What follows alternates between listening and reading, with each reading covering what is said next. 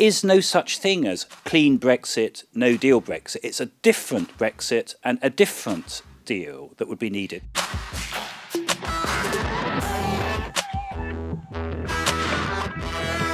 Hello everyone and welcome to TRIGGERnometry. I'm Francis Foster. I'm Konstantin Kisin. And this is a show for you if you're bored with watching people argue on the internet over subjects they know nothing about.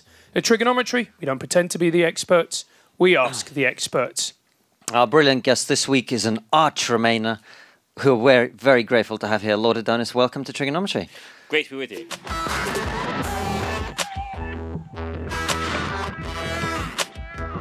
Oh, thank you very much for coming on the show.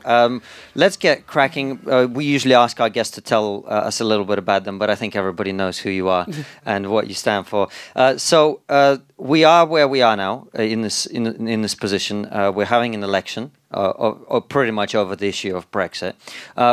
Just for anyone who doesn't know exactly what your position is, what is your view of Brexit? Do you think it should be reversed? Do you think we should have a second referendum to do that?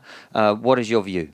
I think it should. Well, I say reverse. It hasn't happened. I don't think it should happen, and I don't think it should happen democratically. And we're having an election now, and all the parties of the centre and the left, and about a third of the Conservative Party, if people were actually able to express their views inside that party, don't want it to happen. And so what they want to see happen is a referendum held with a straight choice between Boris Johnson's latest deal, which is the second version of a treaty for leaving the European Union, against remaining. And what I'd like to see happen, I think is perfectly credible, indeed is what I think will happen, is that there will be a majority in the next Parliament against leaving on these terrible terms, as there was in the last Parliament, that since we can't constantly just do nothing, I mean, there's a limit to how long you can literally tread water and not deal with health, education, infrastructure, or there's other things which are of huge concern to the country. At this point, we'll have to bite the bullet. Biting the bullet means calling a referendum, and that will probably be held next spring on the straight choice between the Boris Johnson deal and staying in the European Union. And I think actually, even if Boris Johnson is Prime Minister on the 13th of December, since if you're looking at the most likely and credible outcomes of the election, it's very, very hard to see how the Conservatives can win an overall majority. But it is possible they could be the largest party in the next Parliament. It's possible Labour will be the largest party in the next Parliament. But if the Conservatives are the largest party in the next Parliament but don't have a majority, I still think that Boris will end up with a referendum.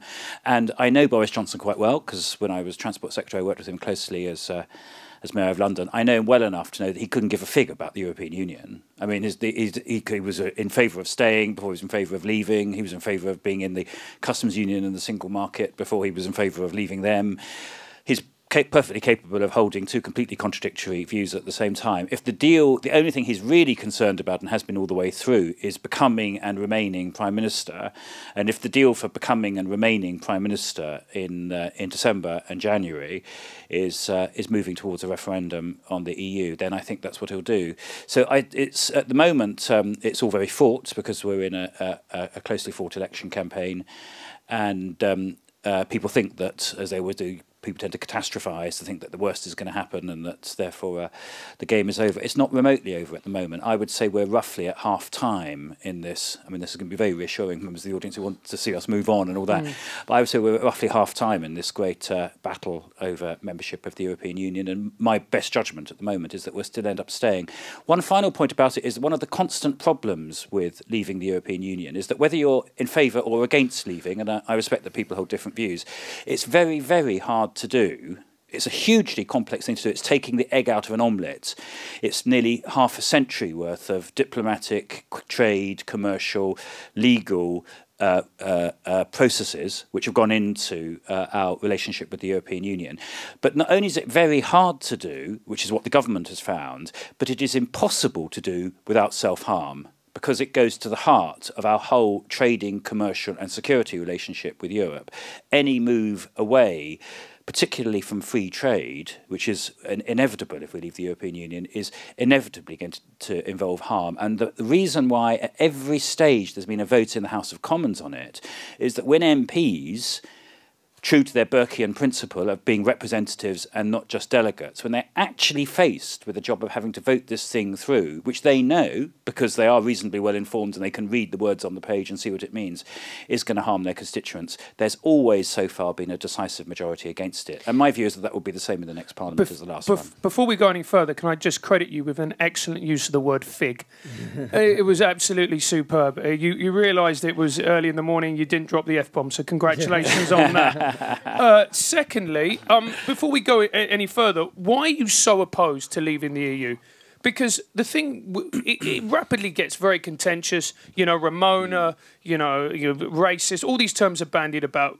And I think it's really important for people to understand, why is it such a bad thing, in your opinion, to leave? I've been in politics for 30 years now, and most issues in politics are matters of degree. They're not matters of fundamental right or wrong or huge a huge mistake that you would make on behalf of the country. But about once a generation, you get an issue that's fundamental.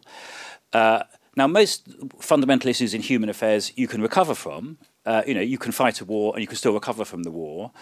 But that doesn't mean it's necessarily the right thing to do. And when you face one of these fundamental issues, the thing, in my experience, to do is fundamentally to oppose it.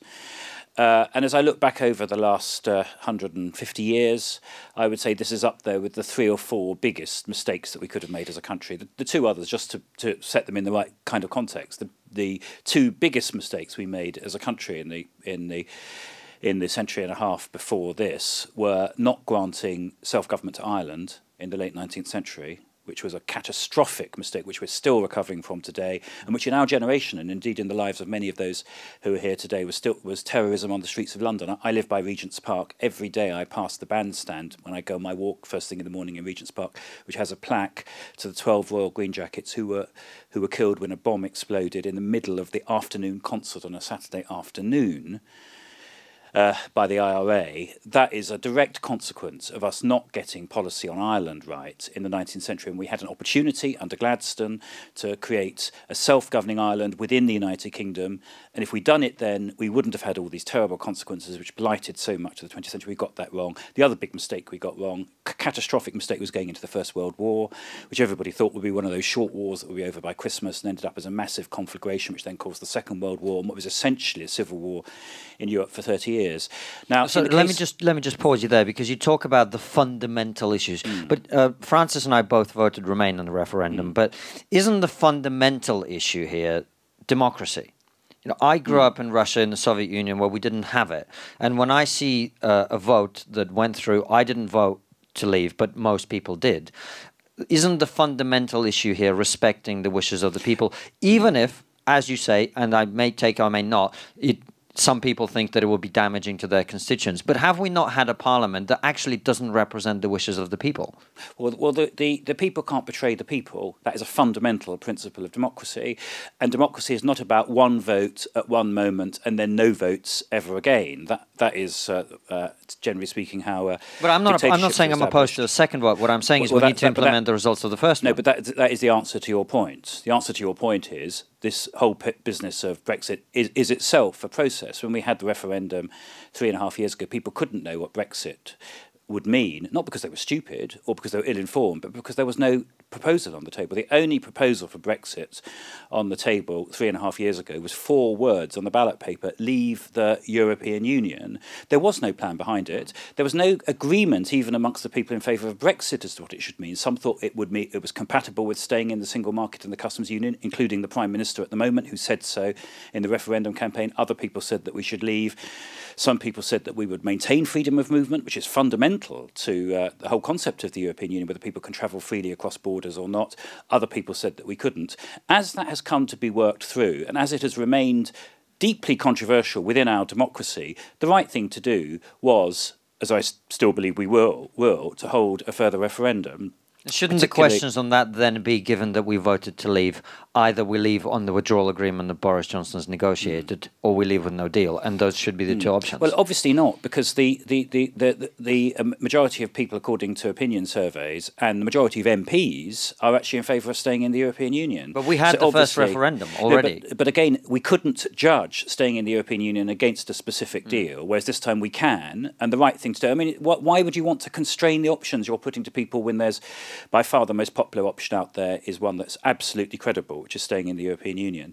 So I completely agree with you that this is a fundamental democratic principle. The fundamental difference between the European Union and the Soviet Union, which you referred to, is one is a democracy and one is not. You know, when I always forget all these foreign secretaries, they come and go so fast. There was one called Hunt, wasn't there, recently, who's now sort of receded into the distance. When he, in trying to curry favour at a Conservative Party conference, likened the European Union to the Soviet Union, Donald Tusk, the president of the European Union, who was a solidarity activist in the 1980s against the Soviet Union, made the fundamental point that there is a difference between an empire and a democracy, and it's because the European Union is a democracy that it's proved to be, it's a club of democracies, it's 28 democracies, it's a club of them, it's because it's proved to be so viable and so successful that, we should be staying in it and not leaving it. And so we talk about Brexit and talk about leaving, but what are the implications for the ordinary working person on the street? How will it impact them? How, and most importantly, how will it impact the economy? Well, when we were having our warm-up before, while we were waiting for Constantine to negotiate... Thank you for bringing that up again. The M25. I'm a former transport secretary. Of course, when I was doing transport, there were no problems on the roads and the trains all ran on time. This is before. You can transport is before and after Chris Grayling. Before Chris Grayling. But when we were doing our warm-up, somebody said it's going to take 10 or 15 years to recover from this either way. Well, it will take more than 10 or 15 years to negotiate and to try and make stable leaving the European Union, and that's accepted by everybody because the formal act of leaving, which is what we could do in the next few months, simply begins a huge process of negotiations over trade deals, security pacts, political relationships with the European Union and so on, which will be at least 10 years just in pure negotiations and probably more. And since my judgment is, and all I can give people is my judgment, is it won't be stable and it will lead to loss of jobs, to weakness, international weakness, and possibly very serious weakness, not least vis-a-vis Putin's and post-Putin's Russia. I think what will happen in 10 to 15 years is, as we go through this process, the next generation of politicians will put membership of the European Union back on the table in a serious way. So I think that is deeply unstable and is a recipe for the next generation having to be overwhelmed by this issue of Europe. However, if we stay in the European Union, nothing changes. Nothing changes at all. It's not to say that there won't be some resentment. There'll probably be 10, 15% who will think that we should continue to campaign for leaving. But can I give you a prediction? If we stay, because of course it doesn't require any further negotiations at all if we stay. We're still members, we continue on exactly the same terms, the whole thing goes away. If we stay, my prediction is that no Prime Minister in the lifetime of anyone here, whether they're Labour, Conservative, Lib Dem, some new party that's created, is ever going to call another referendum on Britain's membership of the European Union. People will look back on the Cameron, May, Johnson experience and they will say this is the third rail of British politics. You touch it and you're dead. So we will not go there again. We've had a lot of Remainers on the show. We've had a lot of experts who are Brexiteers on the show. And one thing they would say is that you're misjudging very badly the mood of the public in the country in terms of how strongly people feel about leaving and equally how little they care about the economic impact. A lot of people are quite comfortable losing out. Some of the polls in the last couple of years show that over 3/4 of leavers would be happy to lose out financially if it meant, for example, controlling immigration. So if everything stays the same, the mood in the public will continue to sour, I would put it to you. Well, unusually, I've been for people expressing views on this. I've actually been speaking to the public a lot directly about it. I've done nearly 200 meetings up and down the country campaigning on Brexit, most of them in leave areas over the course of the last year and a half. So I've met a very large number of people who've been affected by it, and I've been to all of the communities. I know all these communities well too, because I'm a former schools minister and transport minister, and in both of those jobs, I travelled the length and breadth of the country, and I know these communities in fairly fine detail. And what's clear to me from all of that experience is that in Leave areas there is a group of people who are politically active who are passionate about Leave. I mean, that's clearly the case. I would put that at 10 to 15% of the electorate in all these cases. In Remain areas, it's much lower than that.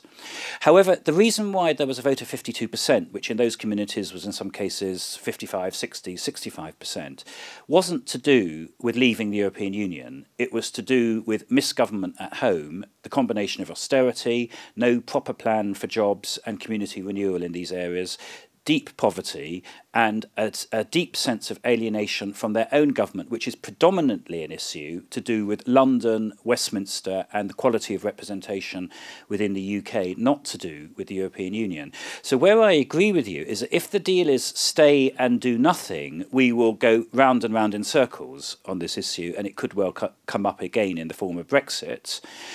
We can't do that. It's one of my friends here in the audience when we were warming up before described himself as a socialist and said I wasn't. Actually, I am a socialist. I do believe in radical social change, and I believe in creating a much stronger state and social institutions, partly to deal with this big issue of alienation, inequality and poverty, which bedevils our society. So what we actually need is to remain and reform, and the reform should be fundamental, and it's the reason why I'm on the left and not the right in politics, is what we should be doing is remain and a reforming government like the Attlee government of 1945, which set up the welfare state, set up the NHS, invested in our public services in a big way. That's what we need.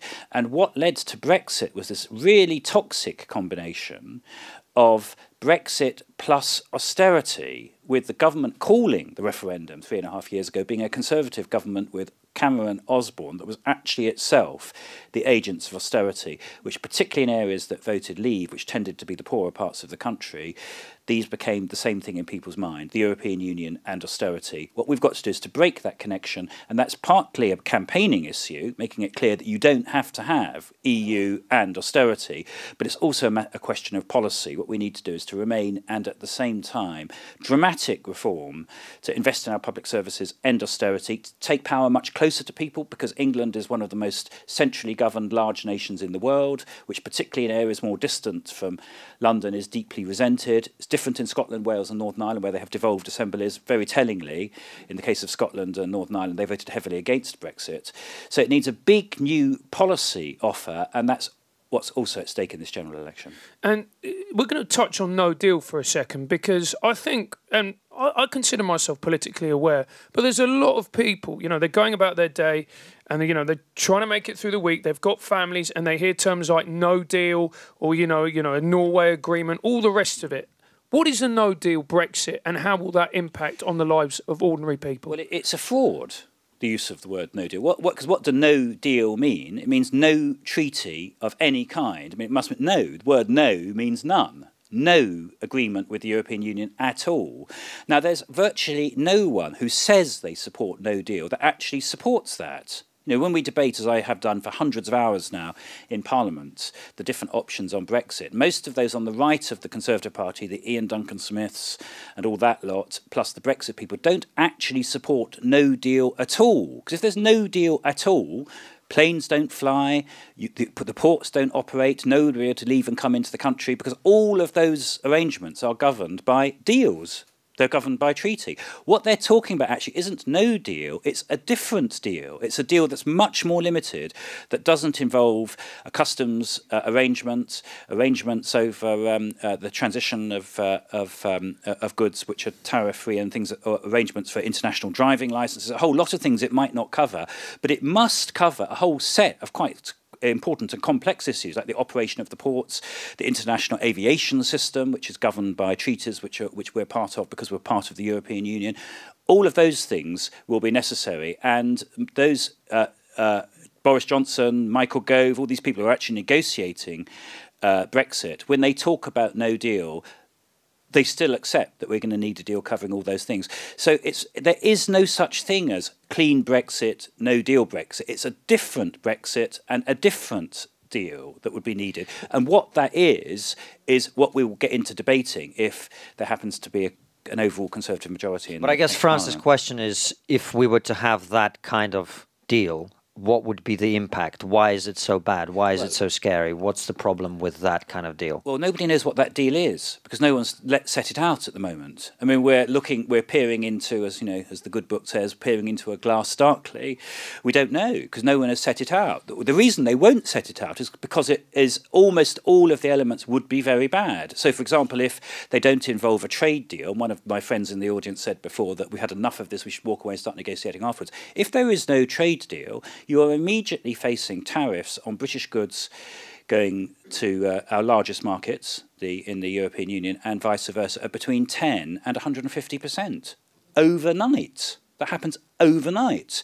You are faced with customs declarations and customs forms costing between £50 and £100 a piece, which people will have to start filling in immediately. I mean, this is not, you know, it seems as if you can do it and it's cost-free until it happens. The point at which it happens, I can assure you as a parliamentarian, there will be a huge and dramatic change in opinion. And that's before you get to the issue of Ireland, because no deal in Ireland means immediately there have to be border arrangements between the Republic of Ireland and Northern Ireland, which breaks the Good Friday Agreement. The Good Friday Agreement is not only an international treaty, but it's the bedrock of peace in Northern Ireland, which only a generation ago we didn't have. So no deal has not been defined. If it were defined, most people who look at this and actually understand what's going to happen would find it horrific. And even people who glibly, and it's very easy to be very glib and populist and say it's all going to be fine, you know, it's Dunkirk and all that. The moment it actually happens, there will be a massive social revolt. It doesn't matter whether it's Boris Johnson, whether it's Nigel Farage, whether it's Jeremy Corbyn in number 10, they will have to sort it out PDQ. And I've been in politics long enough to know that even if people voted for something which turns out to be a catastrophe, they don't somehow think that, oh, that's all right, we voted for it. They expect the people who are there, who are in charge, to sort it out. And in particular, they will start saying that they were lied to. Because the people who say that no deal is going to be fine, we can weather it, it's Dunkirk and all of that, when it is not fine, when their prices go up in the shops by 10 to 50%, when there's a big shortage of goods, when bombs start going off in Northern Ireland, they will not say, oh, well, we voted for this. They will say, we were lied to. It now needs to be sorted out. And you began by saying, why do I think this is such a big issue? This is a colossal issue. This goes to almost everything that matters to us as a political community, whether we can actually get terms of trade, relations, a system in Northern Ireland that works. All of these things have been very elaborately and painstakingly put together over the last, 70 years now since the European Union started in the ashes of the Second World War. And we shouldn't throw it all up in a fit of absence of mind. And we've just touched on Northern Ireland, and I've got a lot of friends from Northern Ireland, and they are absolutely enraged with what is happening. And in particular, they feel that the arrogance with which the English have treated them. If Brexit happens, do you think we're going to see a return to the bad old times? Well, it depends what Brexit happens. If Brexit were to happen according to Boris Johnson's latest deal, nothing changes in Northern Ireland. Because the deal, which is part of the reason why it's so controversial with the Brexit Party and the right wing of the Conservative Party, is if Brexit happens according to Boris Johnson's latest deal, then Northern Ireland, rather like Hong Kong, becomes one country, two systems. Because what happens in Northern Ireland under Boris Johnson's own deal is that European law continues to apply. The Northern Ireland continues to be part of the customs union and the single market to all intents and purposes. It's slightly gilded in the deal by saying it will still be part of the United Kingdom customs union, but in fact actually there will need to be customs declarations down the Irish Sea and all of that, because Northern Ireland will continue to operate according to the treaty all of the trade and economic terms and conditions of membership of the European Union, so that you don't have to have a border between the Republic of Ireland and Northern Ireland, but that won't apply between Northern Ireland and Great Britain. So for Northern Ireland itself, do I think the Boris Johnson deal would lead to a return of the Troubles? No, I don't, because to all intents and purposes, Northern Ireland remains part of the European Union. I do think, though, and this could be a cause of problems down the line, is it will put on the table in a big way the issue of the creation of a single Irish state. Because if you've got one country, two systems, and most of the economic and commercial and immigration rules, which is a large part of public policy, which govern Northern Ireland, are set by the European Union, by the consent of Northern Ireland, because they would prefer to have happen rather than have a hard border in Ireland. If that happens, you do then quite quickly get to the question, well, why remain part of the United Kingdom? I mean, it becomes an existential question quite quickly. So my view is that if the Boris Johnson deal goes through, it's only a matter of time, and probably quite a short period of time, before there'll be a referendum in Northern Ireland about creating a single Irish state. Now, I don't welcome that. It's not because my view on Northern Ireland is that the people of Northern Ireland should decide what happens to it. I don't take the same view over Scotland. I think it would be a catastrophic mistake for Scotland to become independent because we all share one island together. The arguments are different in Ireland. What I do worry about from Ireland, because I'm a historian and can see the long view on this, and I go to Northern Ireland a lot, is that in Northern Ireland majorities aren't enough. That's what the genius of the Good Friday Agreement is, that whereas most of politics is governed by simple majorities, where you have a fundamental nationalist unionist cleavage without a basis of shared consent between the two, if you try to make these big existential questions to decide them by simple majorities, that is what leads to violence, conflict and terrorism. That is what did lead to violence, conflict and terrorism 2 generations ago. So what really worries me is if we make this issue of the creation of an Irish state, if it were to become a majority view in Northern Ireland, it's been a minority view up till now, but if it were to become a majority view, that is not enough, because the unionist community in Northern Ireland is not going to say, hey, there's now 55–60% that are in favour of creating a united Ireland, so we're going to go along with it. I can tell you, if you meet guys like Sammy Wilson and Nigel Dodds and Arlene Foster, they are not somehow going to say, oh, that's all hunky-dory, we've now got a majority for United Ireland, we're going to go along with it. What you will get is the breakout of really extreme unionist politics, which will lead to paramilitary activity and all of that. So the best thing to do in Northern Ireland, as in my mind, in the whole of the United Kingdom in relation to Brexit, is simply not to do it. Simply not to do it at all. We would be better off, we would avoid a massive national car crash by doing it. And that is also true of Northern Ireland, though there won't be an immediate crisis because Boris Johnson's deal essentially keeps Northern Ireland both in the United Kingdom and in the European Union. Well, other than the Northern Ireland issue, what are your concerns with Boris Johnson's deal?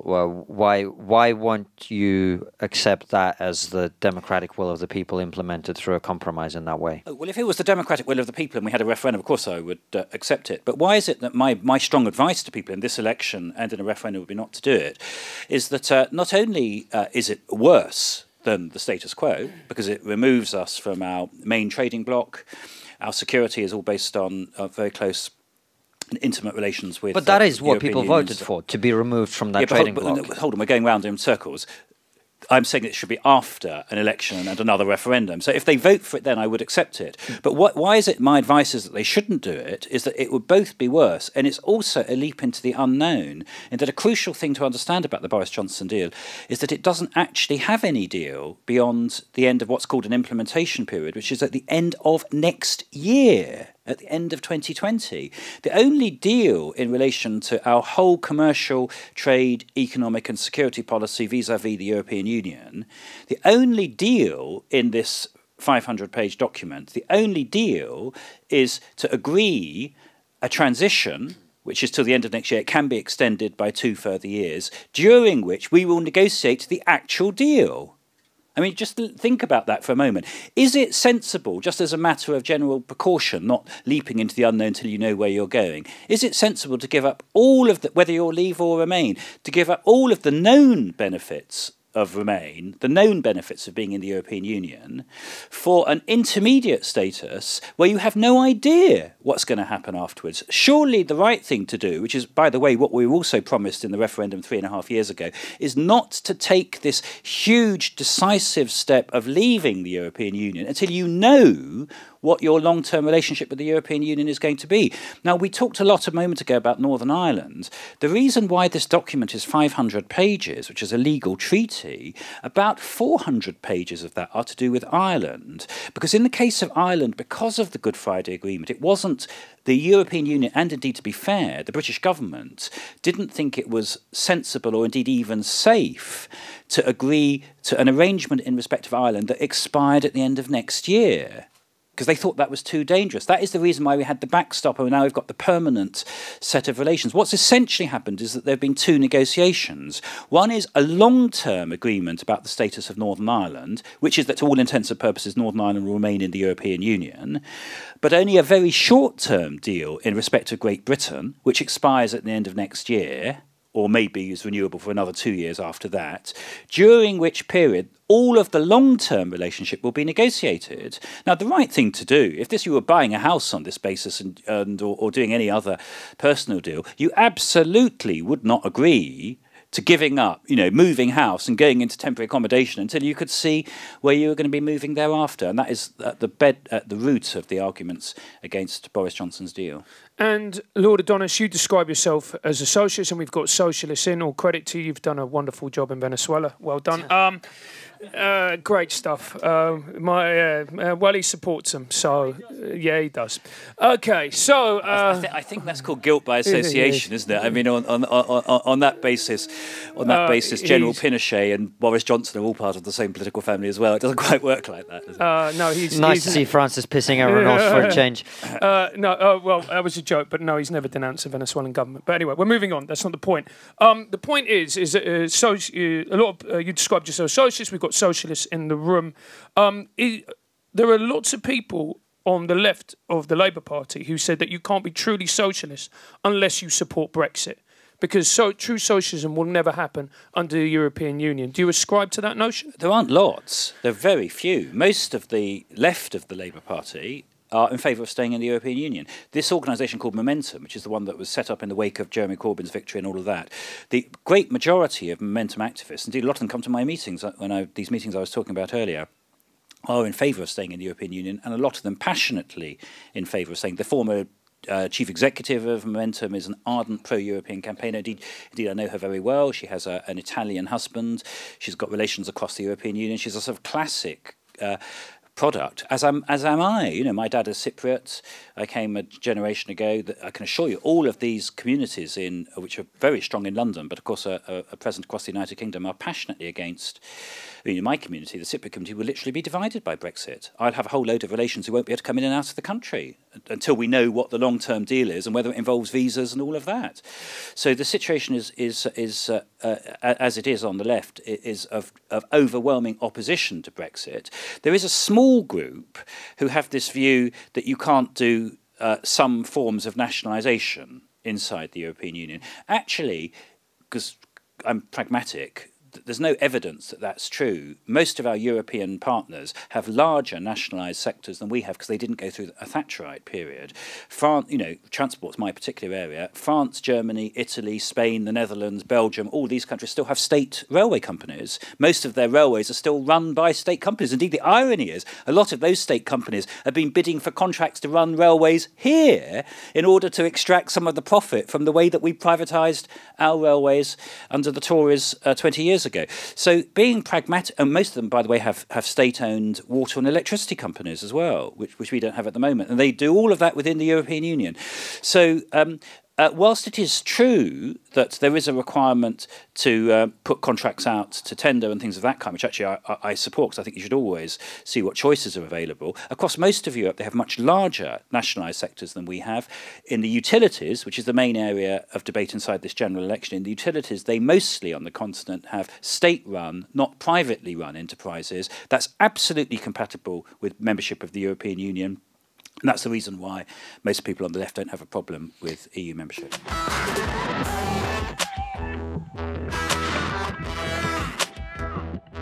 So on the subject of the left and the Labour Party, it seems to me, we mentioned Jeremy Corbyn briefly, that always ends up well.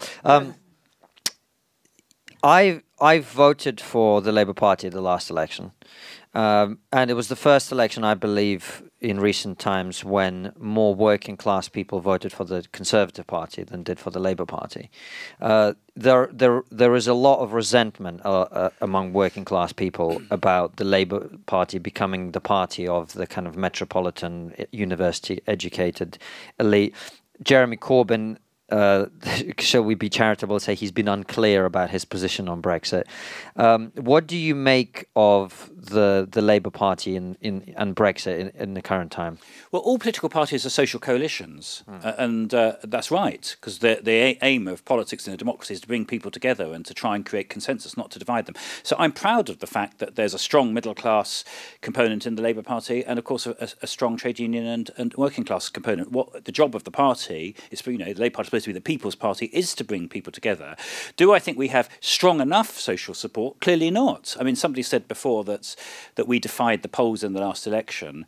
Well, we did do a lot better by the end of the election than at the beginning, but it's very important that my Labour friends understand that we lost the last election. We didn't win it. We had 55 fewer seats than the Conservatives at the end of the last election campaign, and we polled 2.5 percentage points less than the Conservatives, which by historic standards is about the division between winning and losing parties historically. What we did in the last election was to turn catastrophe into a narrow defeat. What we've got to do this time is to turn narrow defeat into victory. And what does that require? It requires, as it always does in politics, having a broad social and political appeal. And that means we've got to have a very strong appeal in working class communities, where all the issues we've been talking about earlier, disaffection, extreme poverty, extreme inequality, the absence in many of these communities of a real plan for jobs and community renewal. We need to get all of that right too. But if you're sitting in a more affluent part of London, for example, at the moment where leaving the European Union is also existential. What's going to happen to the, London is a city which has 15 universities. It has one of the most international higher education sectors in the world, possibly in the world.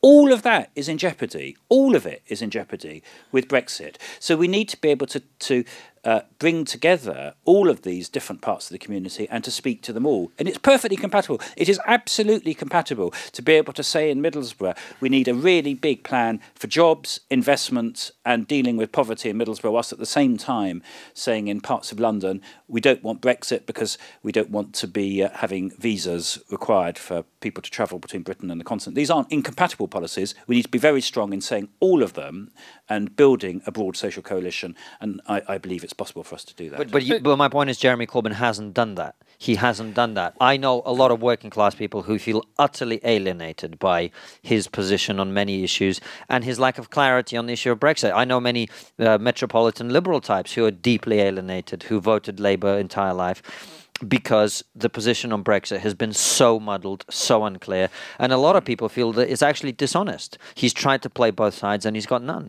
Well, to be fair, I've been probably, as you kindly said at the beginning, one of the more active Remain campaigners, both nationally and inside the Labour Party. I made myself very awkward with the current Labour leadership, including Jeremy personally, by campaigning really hard last year in the party for us having a second referendum at a stage when the party didn't want to commit one.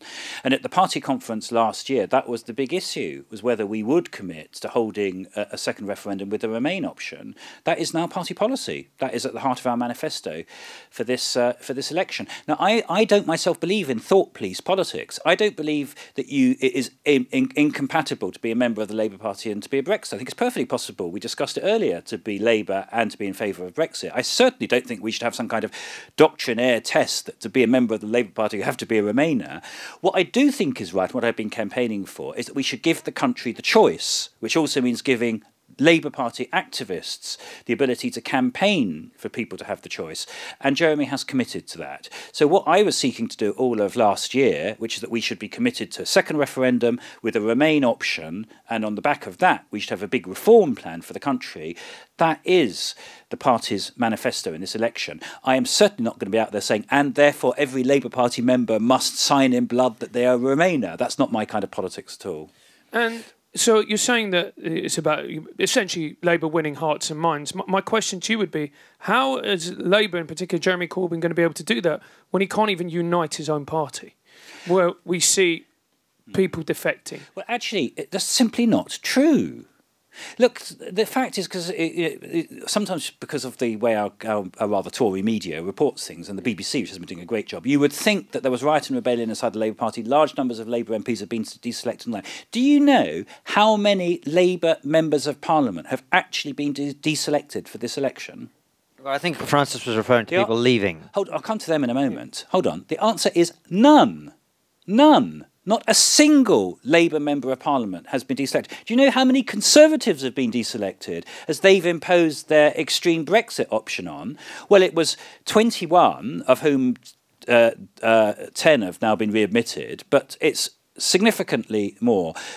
All of the things which the right claim that the left have been doing, which is intolerance, not allowing broad spectrum of opinion, all that they've been doing to themselves. Now, it's true a few Labour MPs have left. It's a handful who left. It's Chuka, it's Chris Leslie. I mean, it's a handful. Luciana Berger. But far more Conservatives have left. You know, I was doing a thing 2 days ago with Dominic Grieve. Dominic Grieve, who is, by the way, I think has played an absolute blinder in the last years. In terms of parliamentarians, I have a real respect for, who are doing the Burke's job of being representatives, not delegates, saying the right thing for the country and doing all of that. He's up there. He is having to fight in Beaconsfield at the moment as an independent because he's been expelled from the Conservative Party. So I don't think as a Labour Party person I need any lessons in intolerance from people in other political parties or commentators. When the real intolerance we're facing in British politics at the moment, which is deep and bitter intolerance, is on the right, with Farage and the Brexit Party and a Conservative Party more intolerant of divergent views than at any time in my lifetime. Whereas Jeremy Corbyn actually has maintained the Labour Party as a broad church.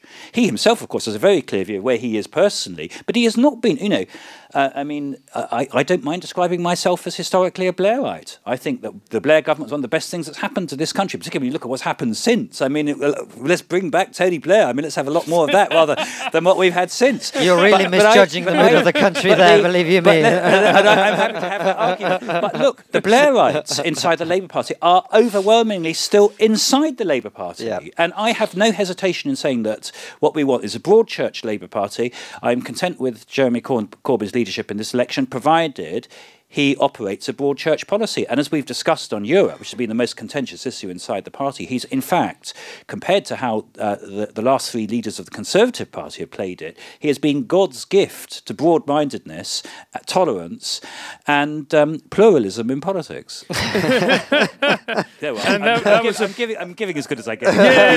No, you are doing a good job. You're brilliant. And that was a party political broadcast. Anyway, so let's do a couple more minutes before we open up to questions. So what would you say to people?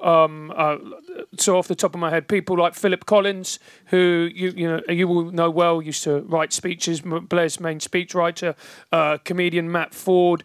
You know, people who were staunch Labour people and felt that the party was moving in a direction that was unacceptable, and they had to renounce their membership. And in Philip Collins' case, it was of anti-Semitism. Yeah. Well, I think that they were mistaken in terms of leaving the party. Do I think that there's a problem of anti-Semitism inside the Labour Party? I think there is. Let's be absolutely clear. Why is there a problem with anti-Semitism? Because there are some members of the party who have been tolerant of anti-Semitic views and anti-Semites. My own view is very straightforward, is that those people have no part in any mainstream political party, and that includes the Labour Party. And that has come under the spotlight, and there is an Equalities and Human Rights investigation into whether the party has handled that properly, and I think anyone who's been responsible for tolerating or excusing or allowing anti-Semites to play a role inside the party, I think that is a fundamental issue, and it needs to be sorted out. But do I think that we should all those of us who don't hold those views, which is the overwhelming majority of people inside the Labour Party, Labour MPs, Labour members of the House of Lords like myself, do we think we should therefore leave our own party? I think that's a category error. I think it's the anti-Semites and those who hold those views who should be leaving the party. But it's not those of us who hold the mainstream and sensible views who should be leaving. But isn't that the problem, Lord Adonis, that they haven't left the party? As you say, they have been tolerated, and it seems to be that the people who are leaving feel like it's either them leaving or staying in a party where those anti-Semites are allowed to remain. Yeah, well, as I say, I think that's a category error. The anti-Semites are the tiny majority. Those of us who don't hold those views and find them repugnant are the overwhelming majority. And in any organisation, it shouldn't be the overwhelming majority that have to leave their party because of misbehaviour by a minority. My point was something else. My point was something else, which is those people who are leaving feel like the party leadership is not addressing that issue robustly enough. Would you agree with that? I think it wasn't addressing it robustly enough. I think it is now. is my view in response to that. I think and at the time, and you know, some of the people you've mentioned are friends of mine. I completely respect their points of view, but it's always been my view of politics that you should stay and fight, and you certainly don't leave until you've lost. And on this issue of anti-Semitism, we haven't lost. On the contrary, the overwhelming majority of people who hold these views. Who hold our views, which is that we find it completely repugnant and unacceptable. We're the ones who've come through. And to give a specific example, Margaret Hodge, who is absolutely in the lead on these issues, is fighting the next election as the Labour candidate in Barking and Dagenham, and she, as you know, was extremely critical of the leadership on these issues. So I understand what they're saying, but we're the majority. They're the minority, and it should be the minority, which in the case of anti-Semitism is a tiny minority, it should be them that leave the party, it shouldn't be the rest of us. And do you think Corbyn and his leadership has condoned anti-Semitism? Well, that's a matter for the European, for the Equalities and Human Rights investigation. The answer is I don't know. That's a very equivocal answer there. Well, the truth is I don't know what exactly. That's the reason why this investigation has been set up. But if people have condoned it, that is totally unacceptable. I've got not a slightest hesitation. Okay.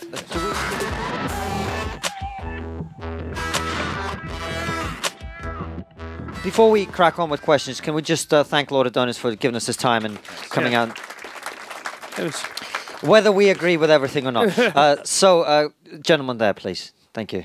And then we'll go there and we'll go there. We'll take 3 at a time and then get some answers. Okay. Thanks. Okay. Thanks for an interesting discussion.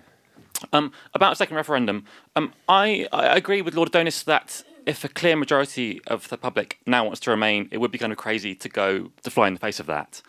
But does he not accept that every election, every referendum involves a large degree of chance, depends on the weather, depends on last-minute political events, it depends on the charisma of the people involved. And if a second referendum happens and it's 52-48 the other way, it's not going to feel like the country's changed its mind. It's going to feel like the coin's been flipped until the answer Remain as one is provided.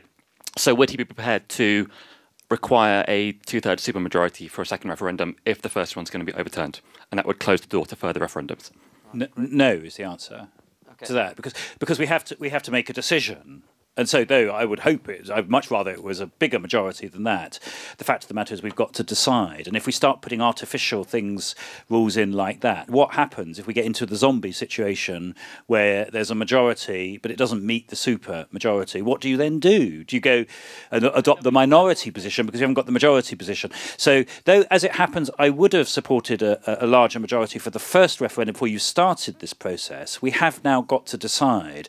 And I think it would be very dangerous to put artificial majorities in that could mean we're in a kind of zombie land where we're incapable of acting as a country. And in the situation we're now in, we can't not act. It's very important to understand that. We're in a very different situation from 3.5 years ago. 3.5 years ago, we didn't need to start this process. So if you hadn't reached your supermajority, it wouldn't have mattered because you just don't start the process of leaving the EU. Now, we are about to leave 31st of January. We're leaving. So if you have a zombie situation where you have a majority but it's not the supermajority, what do you do? Do you leave or not leave?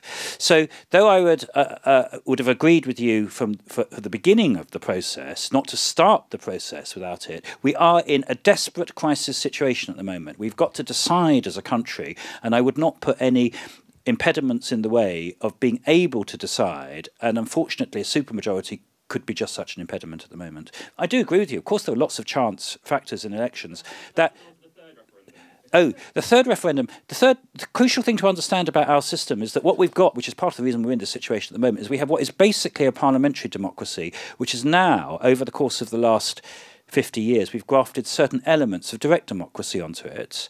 Now, you can have a debate about whether that was a good idea or not a good idea, whether it's a good idea to have referendums at all. But under our system of government, which is fundamentally different from, for example, Switzerland, referendums are only held because Parliament calls them. The only reason there was a referendum 3.5 years ago is because David Cameron and the majority in Parliament called it.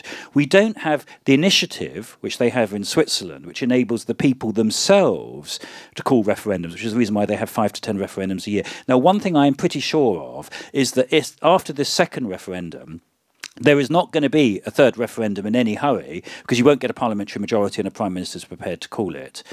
So we're not in a situation where you end up with never-endums because always a minority in the country can call it. Under our system, only a parliamentary majority by statute can call a referendum, and that requires essentially the leadership of the governing party, which means the prime minister, to agree. And as I say, after a second referendum, I can't see any prime minister in the short term agreeing to another referendum on leaving the European Union. If we do leave, actually, I think there is a reasonable chance that a prime minister in 10 or 15 years might call a referendum on going back in, but that's another matter. Yeah, we had a question at the back there. Somebody had their hand up. I saw you first. Yeah. Hi, thank you. That was a really interesting discussion. There are a couple of things that you said that I'd like to tease out to get you to sort of elucidate a little further on. The first thing was you talked about us approaching the half-time stage in the Brexit debate. I'd really appreciate some clarity when exactly you think the kick-off whistle was. Was it 2016? Was it 1975? Was it 1973? Was it one or other of the occasions when de Gaulle rejected our application? I think it was actually 1066, as it happens, but we're not necessarily half-time on that one. Sure. But the point is, I mean, you appreciate that whatever happens in 2 or 3 years, the debate about Britain's relationship with Europe is going to be continuing. And the second point that you said nothing changes if we stay in the EU. Well, unfortunately, as you know, given the way the EU works with sort of more and more powers being transferred by successive treaties, we've kind of seen how that has happened over the years that we've been a member of the EU. And even if there's a certain Eurosceptic tension in numerous member states, which maybe slow the process down, that, you know, again, this issue of Britain's semi-detached relationship with Europe by not being in the euro, by not being in the Schengen zone, and frankly being unlikely to join either, even if we do remain somehow in the EU. How do you envisage, I mean, how do you relate to this idea of nothing changing? It seems to me that a lot of the underlying tensions are going to remain here and remain unresolved. We don't have to join the euro or Schengen. Simple answer. We don't have to join them. The fact that some of our European partners have set up a single currency is a matter for them. We have, because of the brilliance of British negotiations in times past, including John Major, who did a fantastic job at the Maastricht Treaty, we're not required to join. We can choose as a country. It's very important not to scarify people. There is no treaty obligation on us whatsoever to join the euro. But we have a right to join it if we wish to do so in the future. But I think the gentleman's point was, even if we don't join the euro, we nonetheless preserve the tensions that we currently have in our society. Tension. Look, what relationships in human affairs do not involve tension? I mean, let's be fair. Francis. Of course, it involves tension. The whole we're talking about a union between 28 nations which share our continent. Of course, that's going to be tense. Even if the European Union worked 10 times better than it does at the moment, you would still have tension. The issue isn't whether there's tension, because there's inevitably going to be tension in any relations of that kind. The question is whether it's manageable and advantageous for us. This is the crucial point, because there is no perfection in human affairs. Is it, given the choice we face, advantageous and manageable for us to stay in the European Union?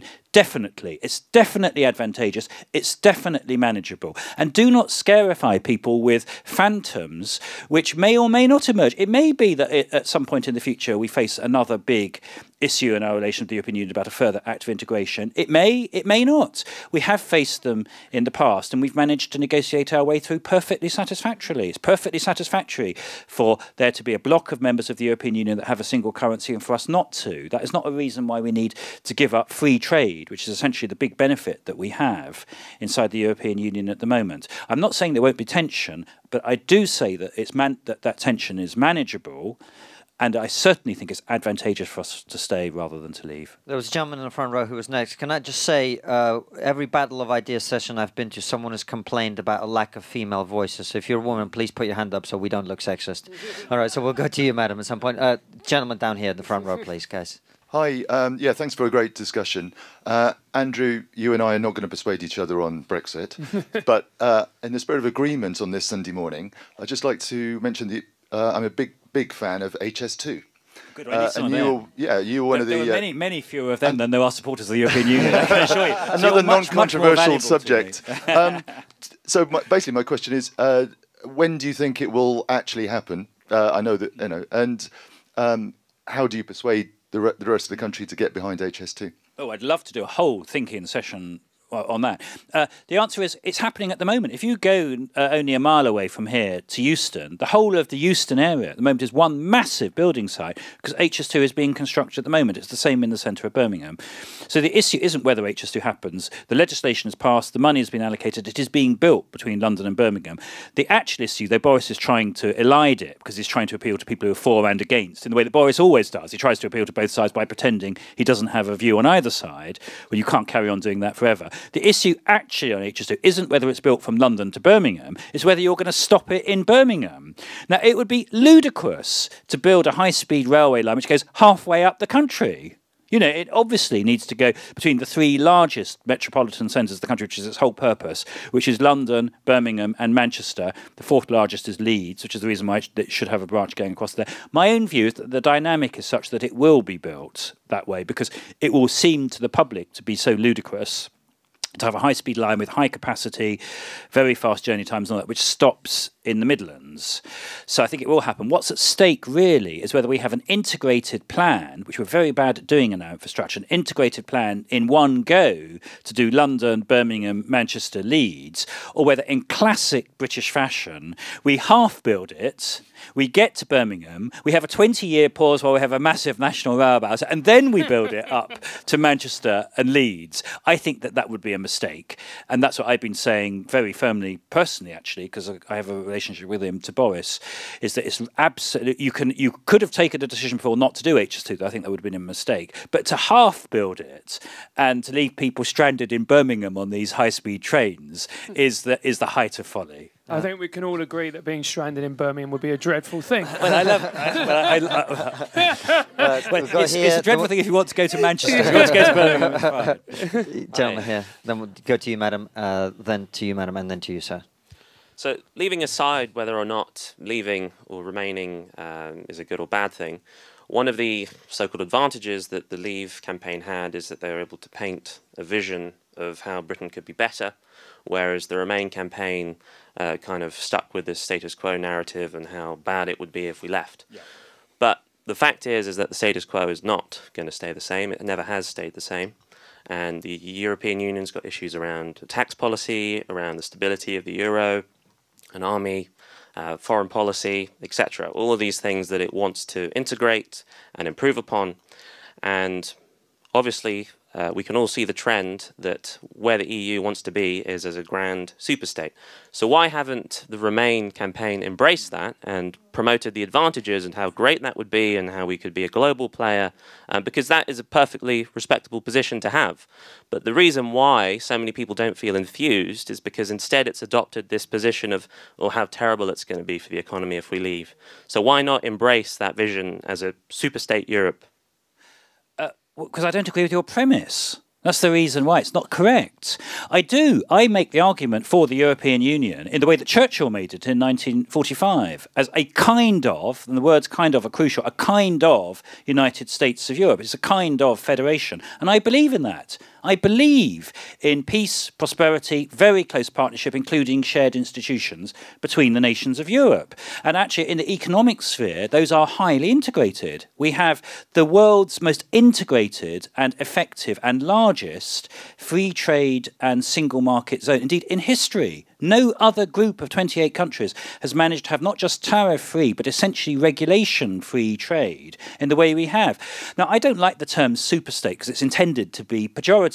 It is a quasi-federation in the same way as because there's no one standard form of federation. If you're studying political science, there are whole different sets of ways that countries can work together at a supranational level. However, does that mean, because that is a very successful quasi-federation, which has hugely boosted the peace and prosperity of Europe, indeed, in the case of peace, largely established it in the last 70 years, that therefore, teleologically, because we're using these sort of conceptual ways of thinking about it, that must mean full integration in terms of armed forces, and a further big leap forward in terms of creating a single economic policy for the whole of Europe and all that. The answer is that's total rubbish. Just take the issue of the European army, just to take that one as one, which is a kind of bogey.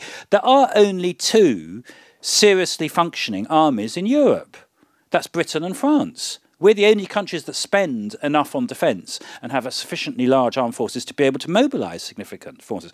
And indeed, the one that people say will be the linchpin of this, which is Germany, if there were to be a European army, Germany resolutely refuses to invest more than about a much smaller proportion than we do of their GDP on defence, because they want to spend it on other things.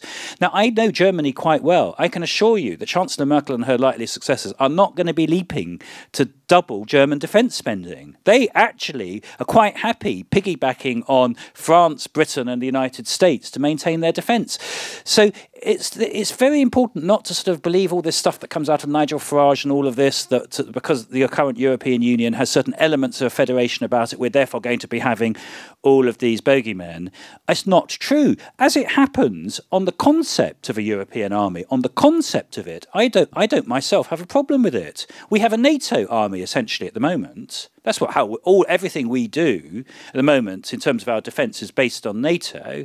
Now, NATO involves a very, very high degree of integration between the forces of France, Britain and the United States, including under Article 5 of the NATO Treaty, an absolute requirement to come to the defence of all of the other members. An attack on one is an attack on all. The loss of sovereignty involved in that is much greater than anything involved in the European Union. I don't have a problem with it. It works. It's a club of democracies. We share the same values and all of that. But in fact, it's not actually the case that we're going to get a European army or it's seriously on the agenda, because that isn't where the politics of Europe is. Where is the politics of Europe at the moment? It's seeking to maintain the peace and stability of the existing European Union, which means two things in particular where we have a massive and huge interest. The first is seeing that, that the current European Economic Zone functions effectively. We have a huge interest in that.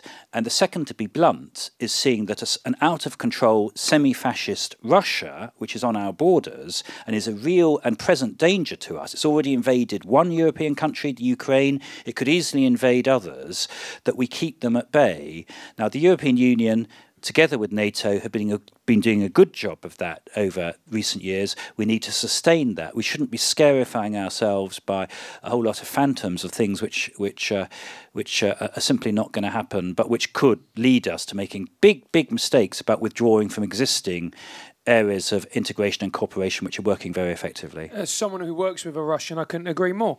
Well, I don't think, Konstantin, I don't think he's an agent of President Putin. A lot of people on the internet do, believe me. You, madam, please. And then we'll go to you, madam, and then to you, sir. Thank you. I grew up in Hartlepool, which was one of the strongest areas for voting to leave the European Union. It was a very strong Labour seat. But in recent years, I think people have got a bit fed up with the arrogance of politicians. In fact, some years ago, when Hartlepool was forced to have a mayoral election, the monkey, they elected the football mascot, a monkey. Indeed. And of course, in the last election, well, people were very upset when Peter Mandelson was parachuted in. I mean, he did have some connections with the area, but of course he was an outsider. And more recently, they voted in the last election, a Brexit candidate was elected. But even more than that, in the last local elections, Labour actually lost control of the local authority. And I just wondered, do you think it's realistic of the Labour Party to think that they can win back these seats with the promise of jam tomorrow, as you were saying, a great programme of reforms and investment in these poorer areas? Well, I think it's the only way, isn't it? Because what politics is about in a democracy is seeking to deliver things that people want. And what people want in Hartlepool is they want more investment and a serious economic plan. It's the only way. Do I think it's realistic to do it? Yes. I think it is realistic to do it. And indeed, though you're absolutely right about what's happened in Hartlepool, you're completely right that Labour did lose the local authority and hasn't been strong enough on the ground. That's not true of a lot of other communities in the north, where Labour has remained very strong. You know, for example, the city of Manchester, the largest single metropolitan area in the north. There's almost no non-Labour members of Manchester City Council. Andy Burnham is the mayor of Greater Manchester. There is a sense of there being a proper plan for Manchester, including the area I'm most interested in, which is education and transport. You know, Manchester is the biggest and strongest university outside London, has more students than apparently anywhere west of Moscow. So I'm bringing these things in because apparently Constantine likes these parallels. And there's a big transport plan and all that. So my view is, and part of the reason for that is Labour has had a good plan, a reasonably good plan for Greater Manchester, including creating a mayor, a single integrated authority, a big transport plan and all that. We haven't had a good enough plan, I'll be quite frank with you, for Hartlepool and some of the coastal communities, and we need to get much better at that. But when you say, do I think it's realistic? Yes, I do think it's realistic, but also there's no alternative, because there's no other way of rebuilding Labour in these communities other than addressing what are the real existing problems that they face with credible plans. The woman by the door there, yeah. Yes, I think the best thing really about Brexit is that it's kind of opened up a lot of political questions that had been really closed down for a generation, really. So you mentioned already, you know, United Ireland, there's Gibraltar, but also things like the House of Lords, first past the post, regional government. And you know, I think that the mood of the country is not that they want any kind of new system handed down to them from government. It feels like there's a real desire and a real appetite for a big process of democratic debate and renewal. And I just wonder whether you think that's right, and if you think there's any ways that we can, you know, foster that. Well, I completely agree with that. But it doesn't require leaving the European Union. Indeed, leaving the European Union would make it harder to deal with that. So, for example, the House of Lords, I think the House of Lords at the moment is a democratic monstrosity. You know, I mean, I was appointed by a Prime Minister 15 years ago and have no more legitimacy than that. I'm strongly in favour of an elected House of Lords, and I also think it should have a strong regional component and should help to bring the nations and the regions of the country together, a bit like the second chambers in Germany and the United States. So I certainly do. I think it's right to open up those issues. I think we need much stronger devolution. We need to hand a lot more power down to local governments and regional and city governments in England, because England is essentially run almost like a colony from London at the moment. We need a reformed second chamber. All of those things I think are correct. And you may be right that Brexit has had the effect, the Brexit argument has had the effect of opening them up in a bigger way than before. I would accept that. But I don't think the right thing to do is to leave the European Union. I think the right thing to do is to stay in the European Union, but address those issues. And it's a wake-up call to the political class that they do need to be addressed. I mean, you know, House of Lords reform has been on the agenda for a century, and we never actually managed to do any of it. It's about time we actually got real and did it. The gentleman in the middle there. Hi there. I've been a Labour voter all my life. I won't be voting Labour in this coming up election. And the reason is purely down to leadership, or should I say lack of leadership. The whole Brexit issue with Corbyn and the anti-Semitism is unbelievable. If you can't get that right in his own party, I genuinely don't see how he could ever lead a country. My question to you is, if we had somebody like, say, Keir Starmer leading Labour now, do you think the polls, the whole dynamics of this situation would be in a completely different place? Well, Keir is a friend of mine. I think he'd make an excellent leader of the Labour Party, but you can only have one leader at a time. And we are in a general election campaign at the moment, and the choice which faces the country, and it's a real choice, is do you want as the Prime Minister on the 13th of December Boris Johnson, with all that comes with him, or Jeremy Corbyn? My judgment is that the polls are pretty clear on that, aren't they? In terms of... Yeah, but the real poll is on the 12th of December. And my friend here was asking me, saying, you know, and that is the choice that we face. My judgment is that the better thing for the country, the better policy for the country, the better leader out of those two, and that is the choice that we face, is would be Jeremy Corbyn. Do I think in due course Keir Starmer would make a great leader of the Labour Party?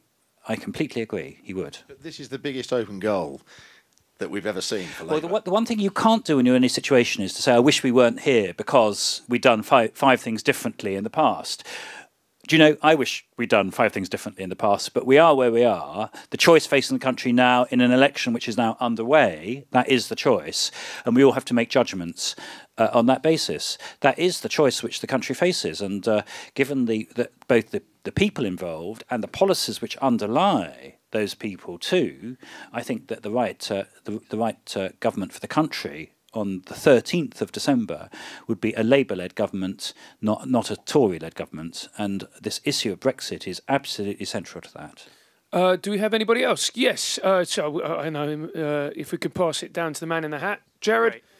Hello, thanks very much. I'm really fascinated by one of the points that you made earlier on concerning what's actually inside the Brexit debate.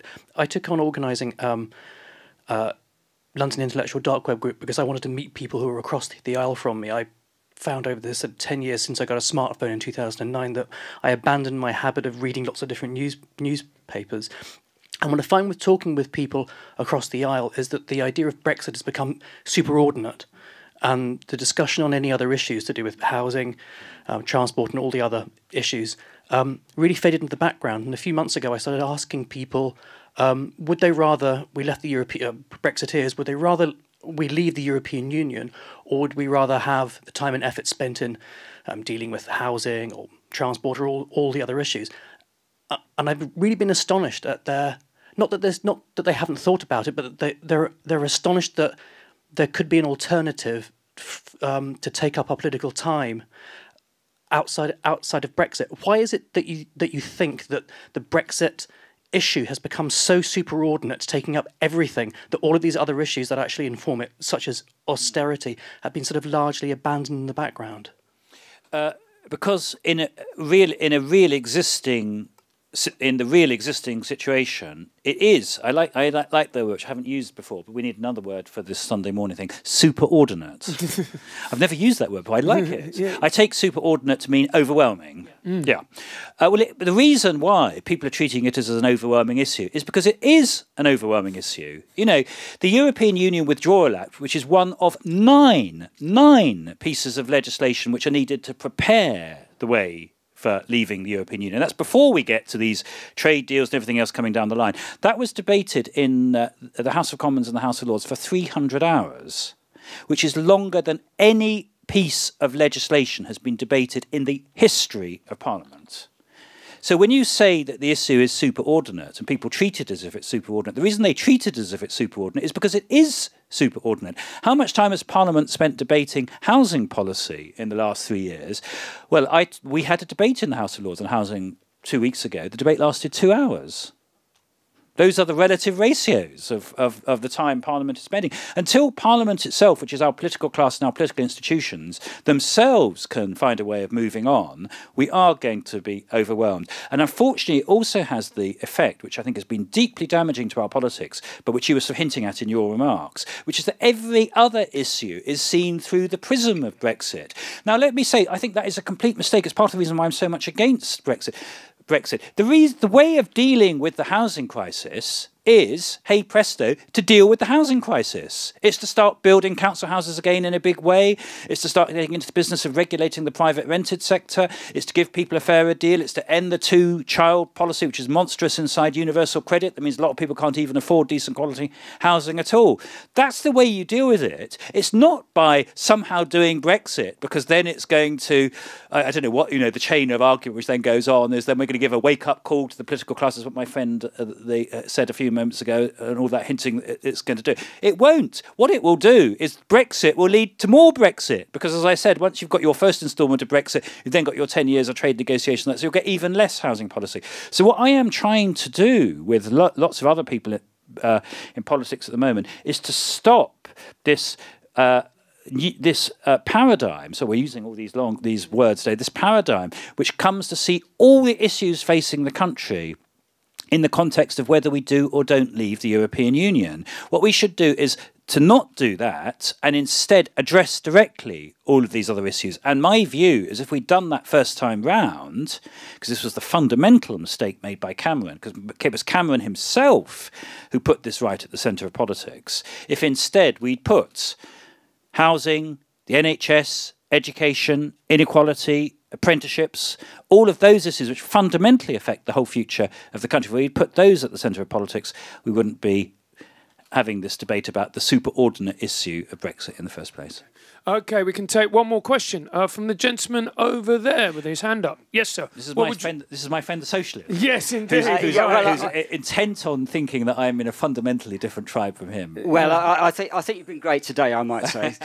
But I'd just like to ask what you think now, in the light of experience and so forth, about your academy schools education policy. Was it radical enough? Because now there's talk about Labour going on to abolishing the public schools, getting rid of Eton. Personally, I'm all in favour of greater equality in society. This is what, but there's this question of sort of whether you should build people up or destroy things down. And I don't like personally the idea of destroying Eton. How do you feel about this? Was your earlier policy radical enough, or is the prospective one maybe too radical? Well, coming back, because the fundamental issue which you're dealing with in the public service at the moment is austerity or not austerity, and it really comes into sharp relief when you look at the issue of education. There were some elements of the Academy's policy which were controversial in the Labour Party. They were to do with how you run schools, and I'll come back to those in a moment. But the biggest element of the Academy programme, the biggest element by far, was massive investment in state education. The Academy's programme was part of a programme which was called Building Schools for the Future, which was investing in the rebuilding, renewal of every school in the country. It was very bold, which, when we left office in 2010, was £8 billion a year. When I first started working for Tony Blair in 1998 and we got going on this serious education policy, we were spending as a country £800 million a year on the building and renewal of school buildings. So we, in that Labour government, increased by tenfold, the national spending on school buildings. Now, my own view is that there's nothing more important in a society than the quality of its schools. That is what renews a society and nurtures the next generation. And we should be spending properly on school buildings. One of the biggest things that happened with austerity was a cut in the school building programme. It was cut immediately from 8 billion to 3 billion, and it's now running at under 2 billion a year. That is the difference a Labour government makes and what austerity has meant. Now, you said, were we radical enough? The Academy's policy, the controversial bit of the Academy's policy, which was essentially closing seriously failing schools and reopening them with new leadership, that's what essentially it was always controversial because it involved change. And for some of the people who've been responsible for running the previous schools, of course, it was controversial with them. But actually, the proof of the pudding is in the eating. Those schools have been phenomenally successful. Those of you who live in communities which have got the original academies that were set up, schools like Mossbourne in Hackney, I could go down the list. There are very, very few people who'd want to move back to what we had before. Were we radical enough? No. What I wanted to move on to, and I see as the next big issue in education, is what happens to people who don't go to university. Because in our country at the moment, people who go to university get a pretty good deal.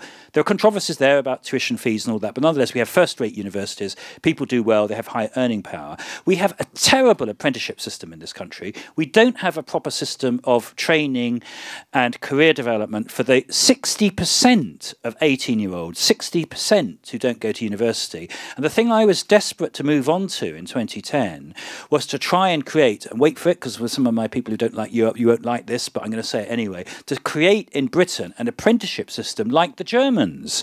Because the Germans have a fantastic... The Germans and the Dutch, it's not just the Germans have a brilliant apprenticeship system which invests as much in 18-year-olds who don't go to university as those who do.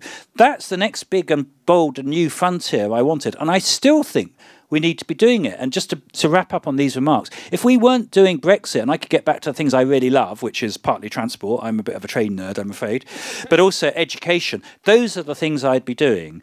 And we need to put them right at the centre of debate. The proposition I'd like to put before people is, why is it that we do not in this country spend as much on every 19-year-old who doesn't go to university as those who do go to university? At the moment, we spend 4 times more on those who do go to university than those who don't. Surprise, surprise, where do we get big disaffection? People who don't have decent earning power, people who are disaffected, it's by and large in those who don't get the opportunity to go to university.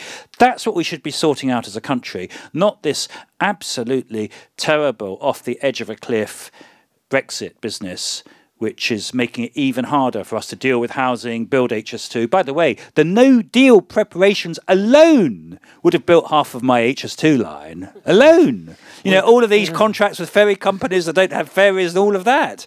So stop Brexit, build HS2, build houses, deal with the education crisis, have a proper apprenticeship system, and then we'd be much, much better off as a country. Lord Adonis, I love how in the question about education, you went from education to apprenticeship to Brexit to HS2 and back to the trains. Yeah. You've covered everything. Very, very quickly, literally in 10 seconds. The last question we always ask on Trigonometry is, what's the one thing that no one's talking about that we should be talking about? Actually, it's housing.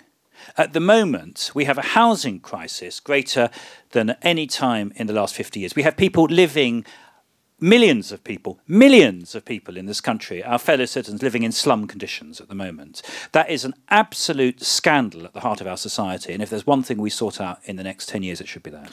Fantastic. I think we can all agree Lord Adonis has been absolutely brilliant. Please give him a round of applause. Thanks. It was great. It was great to be here. And I promise if I become Transport Secretary again, I am sorting out those problems on the M25. And thank you so much. Subscribe to us on all the usual channels. You've been absolutely brilliant. And enjoy the rest of the Battle of Ideas. See you again. Bye. Thank you. Bye-bye. Thanks for watching, guys. As always, subscribe to the YouTube channel. Click the bell button next to the subscribe button so you get notified when a video comes out. And follow us on all the social media @TriggerPod. And also leave us a nice review on iTunes and spread the word.